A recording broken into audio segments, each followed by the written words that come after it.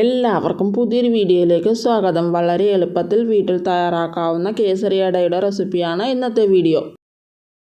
കേസരി അട തയ്യാറാക്കുന്നതിനായി ഒരു പാനിലേക്ക് 1.5 കപ്പ് അരിപ്പൊടിയാണ് ചേർത്ത് കൊടുത്തിട്ടുള്ളത്. അരിപ്പൊടിയിലേക്ക് ആവശ്യമായ ഉപ്പ് ചേർത്ത് കൊടുത്ത് ഉപ്പും അരിപ്പൊടിയും കൂടി ചേർത്ത് ഇളക്കി യോജിപ്പിച്ചതിന് ശേഷം അതിലേക്ക് 2.25 കപ്പ് വെള്ളമാണ് ചേർത്ത് കൊടുക്കേണ്ടത്. എടുക്കുന്ന പൊടിയുടെ നനവിനനുസരിച്ച് വെള്ളത്തിൻ്റെ അളവിൽ മാറ്റം വരാവുന്നതാണ്.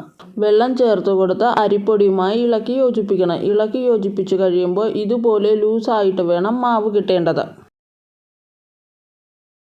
ഈ മാവ് അടുപ്പിലേക്ക് വെച്ച് കൊടുത്ത് ഫ്ലെയിം ഓൺ ചെയ്ത് കൊടുത്തതിന് ശേഷം ഇനി ഈ മാവിലേക്ക് 1/2 ടീസ്പൂൺ എണ്ണ ഒഴിച്ചു കൊടുത്ത് ഈ മാവ് നന്നായി ഇളക്കി യോജിപ്പിക്കണം. മാവ് നല്ല സോഫ്റ്റ് ആകുന്നതിന് വേണ്ടിയിട്ടാണ് എണ്ണ ചേർത്ത് കൊടുക്കുന്നത്. മാവിൽ ചേർത്ത് കൊടുത്തിട്ടുള്ള വെള്ളമൊക്കെ വറ്റി പാനിൽ നിന്നും വിട്ട് കിട്ടുന്നതാണ് ഈ മാവിൻ്റെ ഒരു പാകം.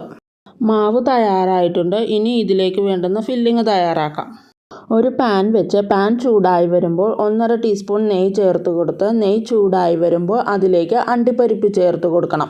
അണ്ടിപ്പരിപ്പിൻ്റെ കളർ ഒന്ന് ചേഞ്ച് ആയി വരുമ്പോൾ അതിലേക്ക് ഉണക്കമുന്തിരിയാണ് ചേർത്ത് കൊടുക്കേണ്ടത്. ചേർത്ത് കൊടുത്തിട്ടുള്ള ഉണക്കമുന്തിരി നെയ്യിൽ കിടന്ന് ഒന്ന് വീർത്ത് വരുന്നത് വരെയാണ് ഫ്രൈ ചെയ്തെടുക്കേണ്ടത്. അണ്ടിപ്പരിപ്പും മുന്തിരിയും ഫ്രൈ ആയി വന്നിട്ടുണ്ട്. ഇത് നെയ്യിൽ നിന്നും കോരി മാറ്റാം. ഈ നെയ്യിലേക്ക് 1.25 കപ്പ് വെള്ളമാണ് ചേർത്ത് കൊടുക്കേണ്ടത്. വെള്ളം ചേർത്ത് കൊടുത്തതിന് ശേഷം ഇതിലേക്ക് 2 ഏലക്ക പൊടിച്ചത് കൂടി ചേർത്ത് കൊടുക്കണം. ഈ ഒരു ഫില്ലിങ്ങിന് കളർ ലഭിക്കുന്നതിന് വേണ്ടിയിട്ട് ഒരു പിഞ്ച് യെല്ലോ ഫുഡ് കളറാണ് ചേർത്ത് കൊടുത്തിട്ടുള്ളത്. ഇനി ഇവയെല്ലാം നന്നായി ഇളക്കി യോജിപ്പിക്കണം. ഈ വെള്ളം നന്നായി വെട്ടി തിളച്ചു കഴിയുമ്പോൾ ഇനി ഇതിലേക്ക് ചേർത്ത് കൊടുക്കേണ്ടത് 1 കപ്പ് റവയാണ്. വറുത്ത റവയാണ് ചേർത്ത് കൊടുത്തിട്ടുള്ളത്. കട്ടകളില്ലാതെ വേണം ഇത് ഇളക്കി യോജിപ്പിക്കാനായിട്ട്. ഇതിലെ വെള്ളമൊക്കെ വറ്റി വന്നു കഴിയുമ്പോൾ ഇതിലേക്ക് മധുരത്തിന് ആവശ്യമായ 1/2 കപ്പ് പഞ്ചസാരയാണ് ചേർത്ത് കൊടുത്തിട്ടുള്ളത്. നിങ്ങളുടെ മധുരത്തിനനുസരിച്ച് പഞ്ചസാരയുടെ അളവിൽ മാറ്റം വരുത്താവുന്നതാണ്. പഞ്ചസാര ചേർത്ത് കൊടുത്തു കഴിയുമ്പോൾ ഇത് അല്പം ലൂസായിട്ട് വരും. ഇനി ഇതിലേക്ക് ചേർത്ത് കൊടുക്കേണ്ടത് നേരത്തെ ഫ്രൈ ചെയ്ത് വെച്ചിട്ടുള്ള അണ്ടിപ്പരിപ്പും മുന്തിരിയാണ്. അത് ഇതിലേക്ക് ചേർത്ത് കൊടുത്ത് ഇത് നന്നായി ഇളക്കി യോജിപ്പിക്കണം.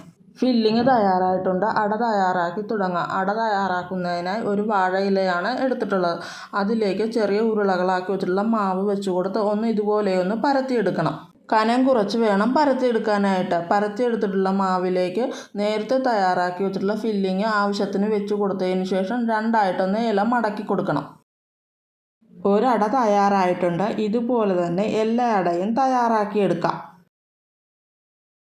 അട ആവിയിൽ വേവിച്ചെടുക്കുന്നതിനായി ഇഡലി പാത്രത്തിലേക്ക് ആവശ്യത്തിനുള്ള വെള്ളം വെച്ച് കൊടുത്ത് വെള്ളം നന്നായി തിളച്ച് വരുമ്പോൾ അതിലേക്ക് തയ്യാറാക്കി വെച്ചിട്ടുള്ള അട വെച്ച് കൊടുക്കണം.